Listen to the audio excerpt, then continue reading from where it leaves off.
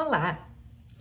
Quem me acompanha há algum tempo sabe que eu me dedico com profundidade ao tema da alienação parental.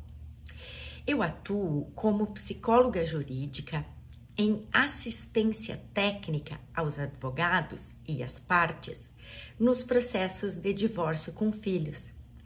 E cada vez mais a alienação parental é um fenômeno presente. Bem, hoje eu vou estar falando a respeito das diferenças entre alienação parental e síndrome da alienação parental e como identificar os sinais e comportamentos que denotam sofrimento do filho ao vivenciar a alienação parental. Existe uma grande confusão entre esses dois conceitos.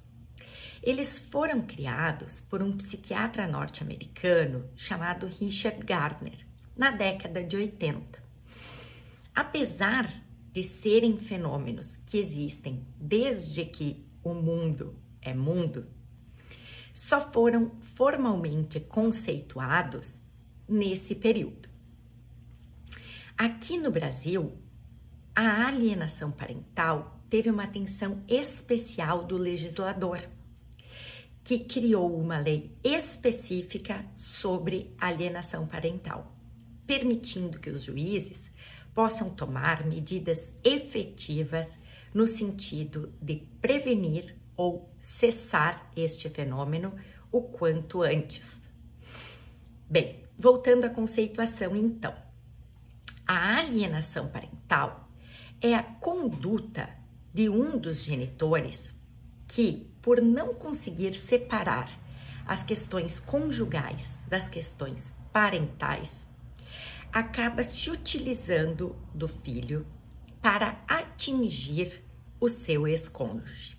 E para isso, adota todas as manobras possíveis, as chamadas condutas ou atos de alienação parental. Além de denegrir a imagem do ex-cônjuge perante o filho, ele se utiliza de todas as manobras possíveis para dificultar este convívio entre pai ou mãe e filho. Desmarcar compromissos, mudar-se de domicílio sem justificativa, não informar itens básicos como consultas médicas, psicológicas e assim por diante. Nas situações mais graves, há inclusive falsas denúncias de agressões ou abuso sexual. O problema é que esta conduta de alienação parental acaba levando à síndrome da alienação parental.